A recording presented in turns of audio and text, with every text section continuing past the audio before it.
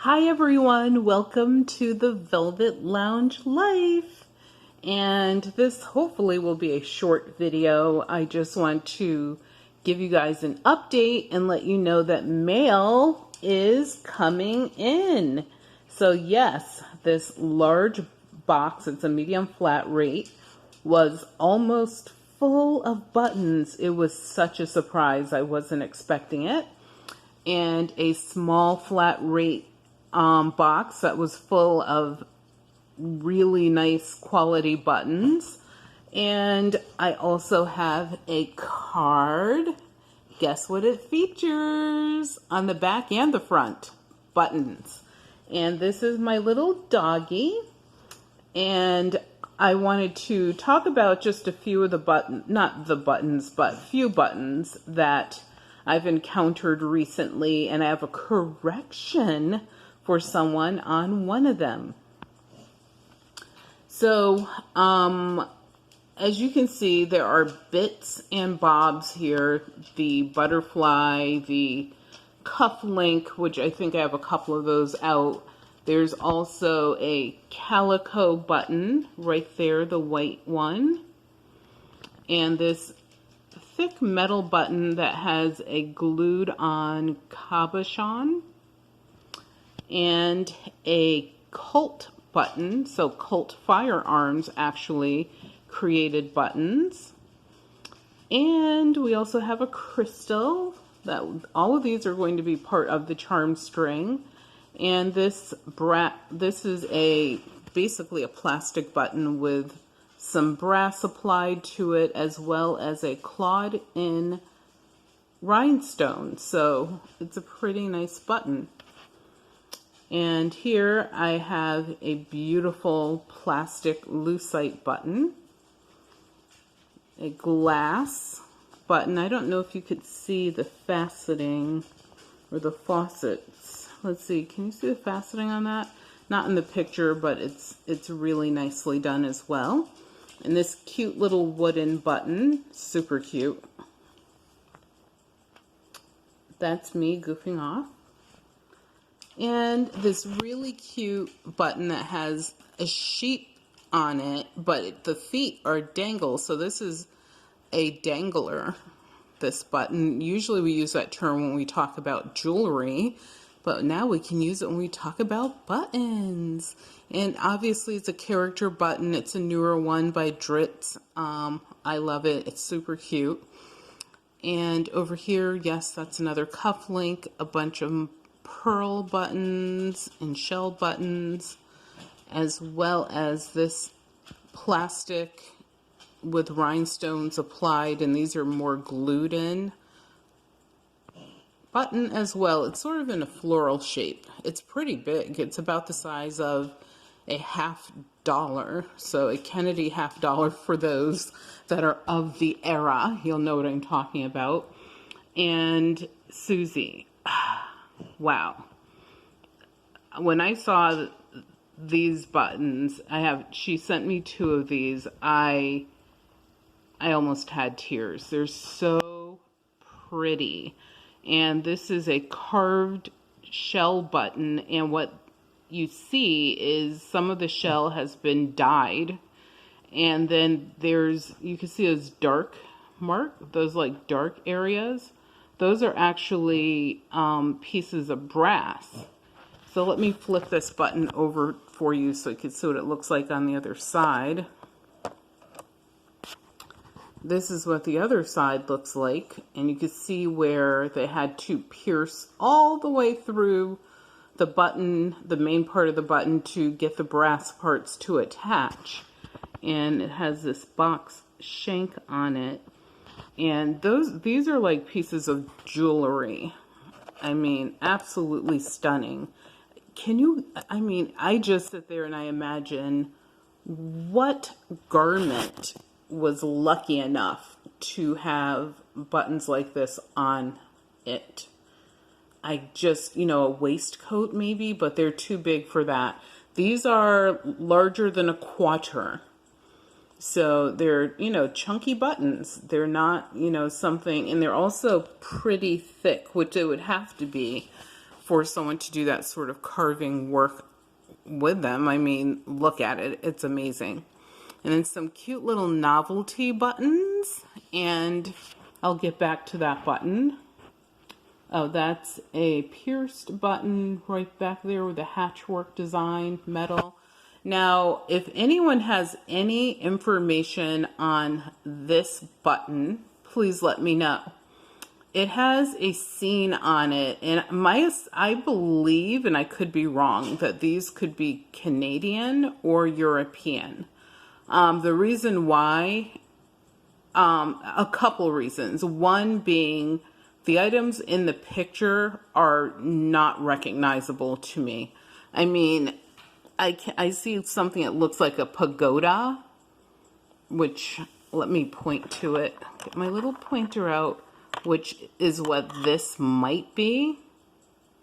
So then you think, you know, could these be Asian? I don't know what they are. I can't really tell what all the little bits and bobs are in the picture. I am going to throw a loop on it and see if I can see anything in particular, but I don't think I will. And this is what the back looks like. This is a very old button. So if anyone, and I'll give you this view of it as well. So if anyone has a clue as to what, you know, who made this button, what it's depicting, that would be so helpful. Absolutely pretty though. And what's pretty about it is, to me, there's like the design, just the level of detail, the work around the frame of this pictorial button. You know, they didn't just put all the work in the middle and, you know, left the frame of it, as we call it, or the edge of it plain. They have this sort of twist work that's going around, which is absolutely stunning.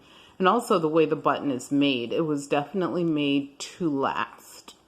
This button is, I would say, a bit larger than a $50. You can see the thickness of it there. So any information would be greatly appreciated. So now we're going to move on to this button, which I've spent a lot of time looking at and trying to figure out what it's made of. So one thing that you can do with buttons, okay, some people will have a fit when I say this, but you can take your button, if it's made of a plastic especially, and see if you can draw, like, you know, draw a line with it. If you can, that usually, and you see color, that usually means that there's lead in the plastic. So regardless, always be incredibly careful with buttons around children, because of course they like to put things in their mouth, and some of these buttons do look like candy. So you just want to be aware of that. Choking hazards do happen, and some of the materials that the buttons were made out of are toxic. Back then, they didn't know they were toxic, but you know, we have more knowledge and science now, so we can tell what's toxic and what is not, and regardless, choking dangers. And also watch your pets. So that's one of my corrections. I thought this button might have lead in it. I don't think it does. And lead was an assistant to color. So what lead did is it made the color more brilliant, or just made it exist at all. They just simply did that. They put lead in paints, just like when you know, houses were painted. And then in the 1970s, I think it was, or the early 80s, you know, there were all the lead warnings because kids were getting sick, and, you know, because they were consuming the lead chips, which apparently have a sweet taste to them. And also men and women who were working in the industry as craftspeople, construction, etc., painters, they were also getting sick because they were breathing in the dust after removal of those paint products. So, you know, just be aware of that. But also with this button, I believe it is made of a material named gadolin. Now, at first I didn't think that. One of the reasons I didn't think that is because the mold mark just seemed to be too present. You could see it like right in the center, right there, that circle, and there's even a mark above that. But I compared it with some of my other buttons that I have, and the other issue with identifying this button is the condition. It's definitely been partially submerged in water or something, some sort of liquid at some point, which is why the color over time has faded out on part of it, but it still has a lot of character. I am going to use a little tiny bit of turtle wax that I will apply with a cotton ball.